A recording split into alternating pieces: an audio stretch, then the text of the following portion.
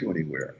Isn't this all a bit fatalistic? So you've said that geography matters and can have an impact on culture, and culture. So even then, even if they move, they'll still bring their culture with them if they have access to technology. How they use it, whether they use it to better themselves or not, is going to be influenced by the behaviors that they learned. That we can't really fix it after the fact by, say, redistribution.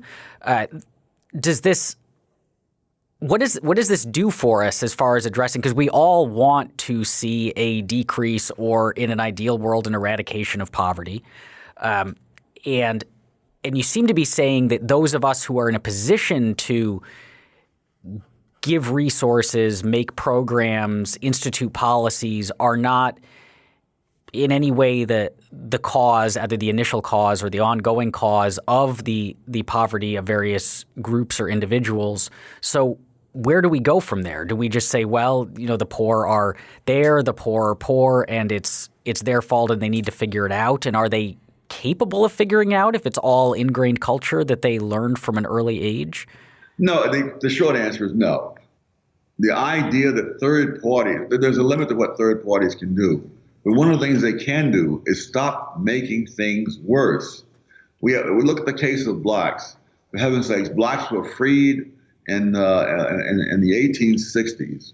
By 1900, most blacks were literate. That doesn't sound like much of an impressive record unless you realize that people in Romania most people in Romania were not literate decades later, and most people in India were not literate until half a century after the people in Romania were literate. So it's not inevitable.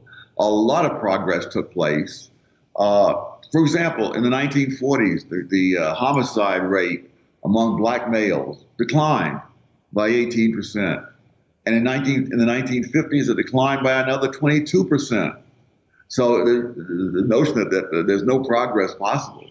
But it's in the 1960s, when these terribly bright ideas were all the rage and were put into effect.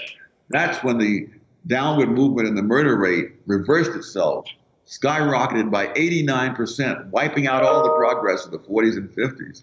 So the first thing should be, I guess this goes way back to Greek times, do no harm. If the people on the left would just stop doing harm, it's amazing how much other people can do. In education, most of the great ideas that came, supposedly great ideas that came in the 60s, have made the education situation worse. But right now, in many of the charter schools, the black kids are scoring at levels that other people score in the affluent suburbs, while the black kids in the regular public schools are scoring below the 10th percentile. And in many cases, the charter school and the public school are physically located in the same building. They don't go around building a lot of separate schools for charter schools. And so you have kids from the same ghetto neighborhood being educated in the same building, and one set of them scoring near the top and the other set scoring down at the bottom. And it's not because the kids who are in the charter schools were cherry picked. They were selected by lottery. It was pure chance who the charter schools get. And so there are things that are working, but those things that are working are not in vogue.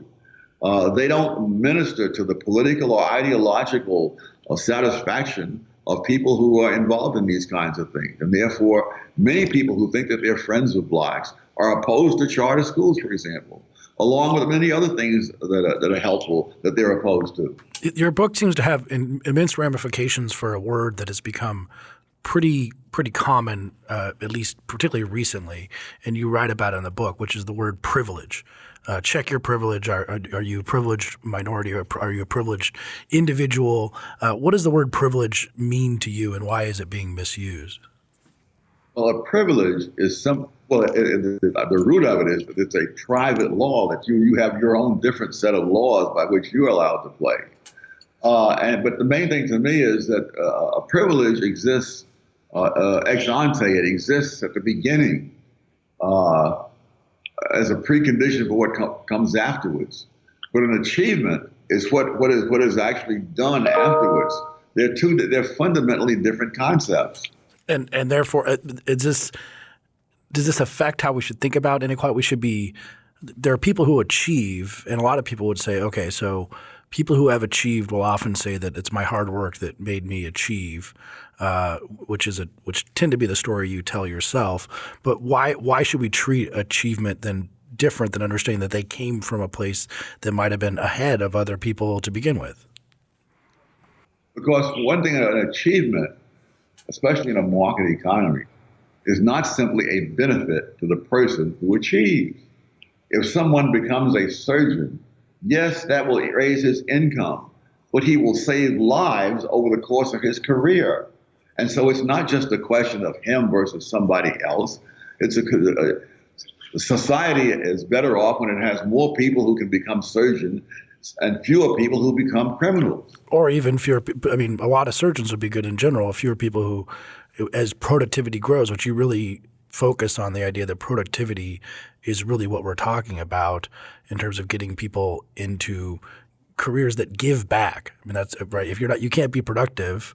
There's a great line when you say, like, people always blame greed, but just the fact of wanting money doesn't mean that people will give you money. You have to give back to get it.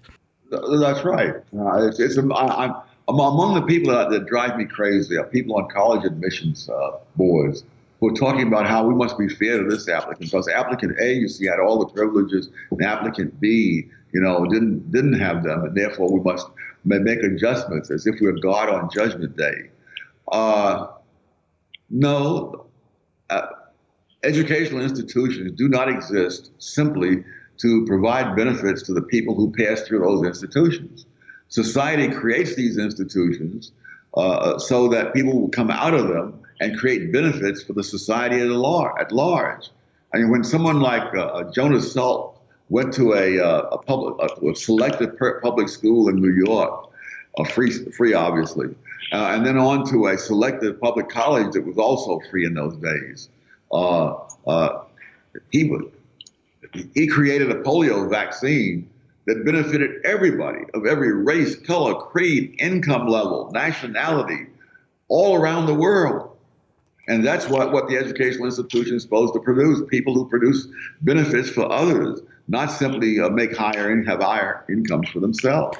But let me try to push back or at least defend this particular use of privilege from the perspective of the political left, because I think a lot of them would say, well, no, we recognize the person who becomes a surgeon will become fairly wealthy and does that by saving lives. And we're not upset about the professional athletes who get paid a lot. What we're upset about is exactly the kind of corruption that you were just talking about, is the non-productive, I think it's 2 out of 3 or 7 out of the 10 richest zip codes in the country are located within commuting distance of Washington, D.C., and it's unlikely that those people are getting that money by being productive. They're in fact privileged in exactly the way that you defined privilege, which is they're taking advantage of laws in the system. Likewise, the Occupy Wall Street kids were not mad at Steve Jobs. They were mad at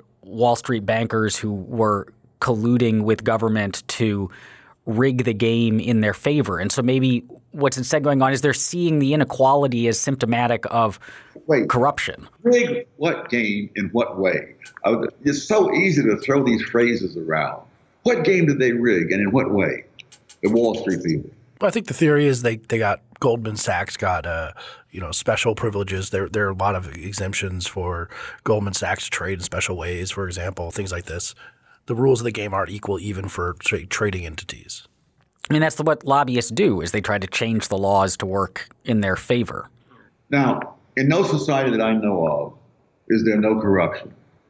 And yet some societies are vastly richer than others. So to say that corruption must be the reason for the wealth, it goes against all the evidence. The corrupt societies, even when they have all kinds of other advantages, rich natural resources and all the rest of it, are seldom prosperous. So it's one thing to say that corruption exists. It's another thing to say that it's general, and still another thing to say that is the reason for the disparities that we see.